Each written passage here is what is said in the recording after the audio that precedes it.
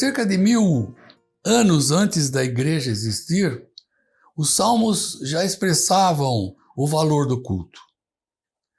No Salmo de número 122, versículo 1, e parafraseado por Eugene Peterson, nós lemos: quando disserem vamos à casa de Deus, meu coração saltou de alegria.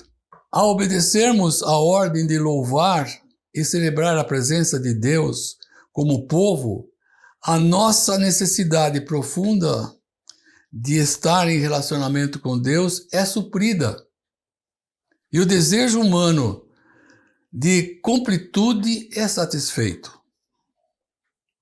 Até podemos justificar nossas resistências e relutâncias na participação regular no culto. Porém, os salmos declaram que a participação no culto de render graças a Deus é uma ordem para o nosso bem. Assim é que se desenvolve o nosso senso comunitário e nos reorienta a caminhada da fé. O Novo Testamento, com o apóstolo Paulo, também fala da igreja como o corpo de Cristo. Em Efésios capítulo 4 nós lemos: portanto, nós somos membros uns dos outros. Isso é significativo, porque é maravilhoso estar ligado a Jesus, mas também é maravilhoso estar unido aos irmãos em Cristo. Entende? Entende que essa vida cristã maravilhosa começa com a nossa ligação a Jesus e logo a seguir também a nossa ligação, estarmos unidos aos irmãos em Cristo Jesus. Precisamos aceitar a realidade do pertencimento uns aos outros na caminhada da fé. No ensino do Novo Testamento, não há espaço para cristãos solitários ou isolados. O individualismo, podemos dizer até a alienação, é advertido no Novo Testamento através do livro de Hebreus. Notem, não deixem de congregar como é comum ou costume de alguns. O plano de Deus para nós é vencermos a relutância da participação no culto e na vida da igreja local, porque o desfrutar de Deus e a celebração da fé aqui no Novo Testamento e também no Velho Testamento era uma preparação para o céu, onde teremos uma união completa com Cristo e com seu povo. A Igreja de Jesus Cristo reunida é apresentada como vitoriosa.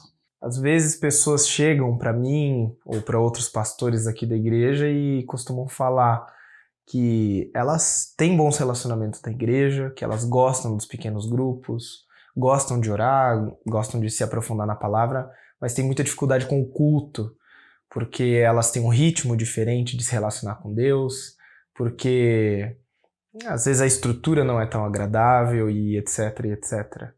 A realidade é, por que será que os autores do Novo Testamento insistem tanto na nossa presença física como pessoas que cultuam, como hebreus, não deixem de se reunir como costumam alguns, como é de costume de alguns? De novo, nós somos seres relacionais que precisam de uma matriz relacional para nos desenvolvermos. E essa matriz não pode ser escolhida a dedo. Eu quero ser irmão de fulano, de ciclano, irmã de fulano, de ciclano. Na verdade, nós somos colocados dentro de uma congregação de pessoas diferentes, inclusive pessoas que a gente nunca escolheria, e é no meio dessas pessoas que nós somos relembrados o que de fato é único para nós, o que nos une, o que nos identifica, que é o serviço e o honrar, o adorar a esse mesmo Deus. E esse mesmo Deus, assim como os irmãos, nem sempre é do jeito que nós escolheríamos, nem sempre é da forma que nós gostaríamos que ele fosse. Ele não age no ritmo que nós queríamos, mas é ao lembrar dessa história da salvação de Deus no mundo que nós somos encantados e relocados no mundo, Quando nós ouvimos a grande narrativa dos atos de Deus, eu relembro, eu pertenço a esse Deus, nesse mundo que esse Deus fez. E Deus me colocou aqui no meio dessas pessoas para relembrar constantemente dessa história. O apóstolo Paulo costuma fazer isso nas cartas dele.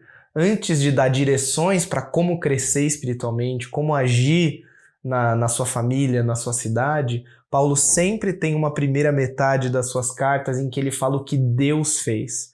E o que Deus fez por nós, o que Deus fez pelo mundo.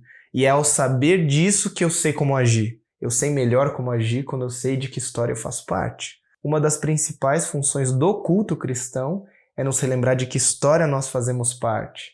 E essa história é maior do que a minha história. Quando eu oro o Pai Nosso, quando eu afirmo no que eu creio, quando eu canto canções antigas, quando eu leio as Escrituras, eu lembro que eu sou parte de um povo que vem lendo essa Escritura, orando o Pai Nosso, conhecendo mais sobre esse Deus muito antes de eu chegar aqui nesse planeta Terra. Então eu também sou aprofundado no meu cultuar, na minha adoração a Deus, ao lembrar que esse Deus tem uma história maior do que a minha vida e eu posso aprender de como ele agiu em outras épocas. Isso fortalece a minha fé, isso renova a minha esperança e isso também alimenta mais uma vez a capacidade de honrar, de usar os meus lábios para cantar aquilo que eu ouço, que aprendo sobre esse Deus.